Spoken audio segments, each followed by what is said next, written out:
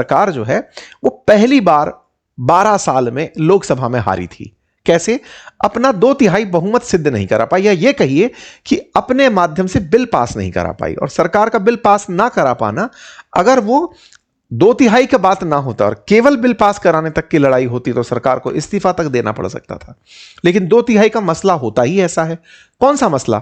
जब भी 2/3 बहुमत की आवश्यकता पड़ती है संविधान संशोधन में, तो यह निश्चित ही या तो मूल अधिकारों से जुड़ा कोई विषय होता है या केंद्र राज्य के संबंधों से जुड़ा कोई विषय होता है। तो महिला सांसदों की जो प्रतिशत है वो 13.9% लोकसभा में है और 16.9% राज्यसभा में है।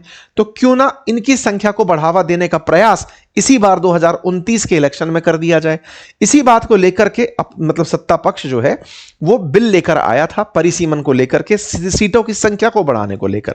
इसके लिए बकायदा 21 घंटे तक बहस भी चली थी। लेकिन इस पूरी बहस के अंदर जो 843 से बढ़ाकर 850, 543 से बढ़ाकर 850 सीटें करने का जो मानक था वो 21 घंटे की चर्चा के बाद भी सफल नहीं हुआ।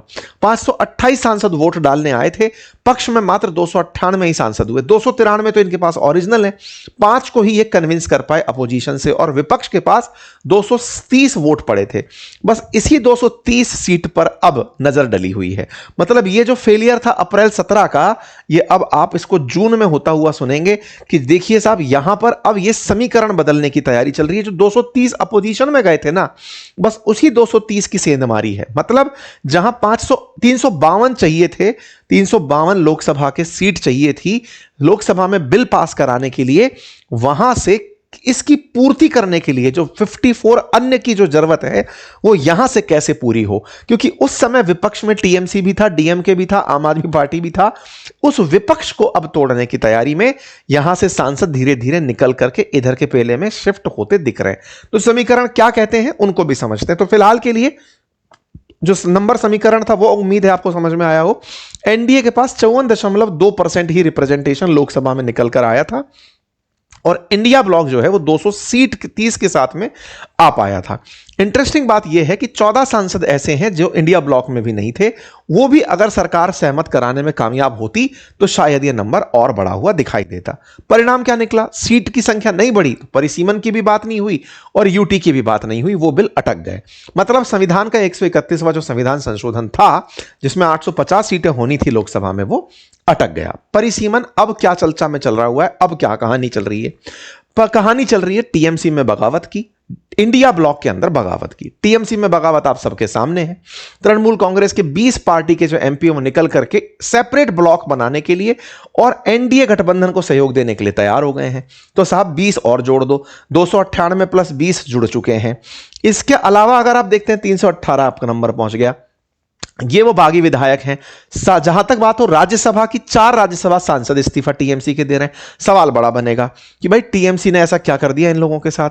संरक्षण समाप्त हो गया। पहले तो ये था कि पश्चिम बंगाल में ममता बनर्जी हमें बचा लेंगी, अब कौन बचाएगा? ना केंद्र में कोई है ना राज्य में कोई है। क्या बचना जरूरी होता है किसी सांसद का? शायद यही था टीएमसी का, यही उनको संरक्षण रहा था जिसके चलते अब तक थे। हारते ही ऐसा क्या हुआ कि लोकसभा से भागने लगे? तो इसके पीछे सबको अपने अपने तरीके पता है कि हो सकता है कि अब इनके पीछे ईडी सीबीआई दौड़ा दी जाए, तो चलो बेहतर है उस पाले में बैठ जाते हैं। जो भी है ये अपना ब्लॉक बनाने की तैयारी में कि नहीं साहब हम उस गठन पार्टी भी नहीं तोड़ रहे हैं, अलग भी नहीं बैठ रहे हैं। जैसे आपने देखा होगा पश्चिम बंगाल के अंदर टीएमसी के विधायकों ने भी यही किया, पार्टी से अलग नहीं निकल रहे हैं। अलग निकल गए तो फिर मतदाता हमको बुरी तरह से ट्रोल करेगा, तो दोबारा चुनाव कराना पड़ जाएगा, जो कि फिर मतलब अलग मामला फंस जाएगा। बोले हम अंदर ही ब्लॉक बना ले रहे हैं, हम ममता बनर्जी की नहीं सुनेंगे। तो भय खत्म हो गया और भय बिन प्रीत हो नहीं पा रही है। तो टीएमसी का भय खत्म हुआ, हाल आपके सामने है। फिलहाल के लिए लगातार सांसद इस्तीफा देते दिख रहे हैं। डीएमके की कहानी क्या चल रही है? तो डीएमके की कहानी क्या चल रही है ना कि वो इंडिया ब्लॉक में नहीं है अब, यानी कि उन अपोजिशन वाले ब्लॉक में नहीं है। क्यों? क्योंकि कांग्रेस ने थलपति विजय को समर्थन दे दिया तमिलनाडु में, बोले हम आपके साथ नहीं है। ऐसे में अब अपॉर्चुनिटी है एनडीए के लिए कि उन्हें समझाए कि हम आपका ख्याल रखेंगे। हो सकता है वो समर्थन दे दे और हो सकता है वोट देने ना आए, तो वोट ना दे तो ऐसे में इंडिया ब्लॉक का मजबूती कम हो जाएगा, तो इनका वोट बैंक वैसे ही बढ़ जाएगा। आम आदमी के साथ जो सांसद हैं राज्यसभा के वो ऑलरेडी जाकर बीजेपी से मिल लिए हैं, तो इनका गणित बन रहा है। तो इस तरीके से डिलिमिटेशन बिल की जो समीकरण है उसमें 543 जो लोकसभा की सीटें हैं ना, उसी के पीछे की जो कवायद है उसके समीकरणों को अगर देखो तो एनडीए के पास 293 थे, 5 एडिशनल जोड़ने में कामयाब हुए थे। टीएमसी की बगावत बनाकर 313 ले जाएगी अगर 5 हटा भी दें तो 313। डीएमके के भी 22 सांसद हैं, वो इनको मिल सकते हैं। इस सारे गणित को जोड़ लो तो ये संख्या 346 तक पहुंचती दिखाई देती है। अगर 543 की 543 वोट देने आ जाएं तो बहुमत से ये 14 अंक पीछे हैं। तो हो सकता है कहीं तो वोट देने ना आए, 3 लोकसभा सीटें वैसी खाली चल रही हैं। तो कुल मिलाकर बहुमत का आंकड़ा अगर 2/3 सीटों में 360 पर जाता है तो सारे समीकरणों को अगर बिल्कुल एडवर्स लेकर चला जाए तो एनडीए 14 सीटें पीछे चल रही है।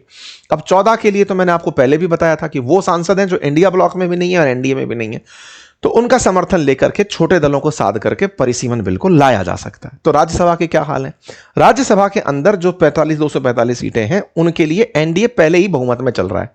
एनडीए के पास वो नंबर ऑलरेडी है, करिश्माई नंबर, जिससे ये बिल को पास कराकर ले जा सकता है। बहुमत का आंकड़ा 162 है, एनडीए 147 पर पहले ही चल रही है और अभी हो गए चुनाव।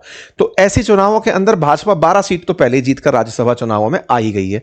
तो 26 में से 23 उम्मीदवार निर्विरोध जीतकर आ चुके हैं। एनडीए 147 पहले था, 165 पर जाकर के अब चला गया। तो इस प्रकार से नया जो नंबर है वो राज्यसभा में इनको सपोर्ट कर रहा है। लोकसभा ही बोटलनेक है। तो देखते हैं मानसून सत्र में अगर ये काम कराने में कामयाब होते हैं तो भारत की लोकसभा के अंदर सीटें बढ़कर 850 हो जाएंगी। ये अपने आप में एक बड़ा परिवर्तन देखा जाएगा। तो क्या ये पास करा पाएंगे, ये तो आने वाला समय बताएगा। सवाल इससे बड़ा ये है कि क्या ये रास्ता इतना आसान होगा? इसके पीछे की जो चुनौती है वो ये है कि डीएमके ने तो बकायदा इस बात पर बिल हारने पर जश्न मनाया था, क्या वो साथ आ पाएगा? ये बड़ी चुनौती है, क्योंकि वो अभी ताजा ताजा बयानों में मना किया है। ये बड़ी चुनौती है। शिवसेना के बारे में भी कहा जा रहा है कि जो उद्धव ठाकरे ग्रुप है वो आ सकता है, लेकिन क्या करें, जब शिंदे ग्रुप सरकार में बैठा हुआ है तो उद्धव ठाकरे ग्रुप कैसे आएगा? तो ये कुछ छोटी मोटी चुनौतियां हैं, देखना होगा कि आगे क्या होता है। लेकिन जिस तरह के परिवर्तन हाल ही के समय में देखे गए हैं टीएमसी में, आम आदमी पार्टी में, उससे लग रहा है कि मानसून सत्र इस बार गजब ही मानसून होने वाला है। बाकी आप लोग इस विषय पर क्या राय रखते हैं जरूर बताइएगा कमेंट बॉक्स में। चैनल पर नए हैं तो सब्सक्राइब कर लीजिए। धन्यवाद।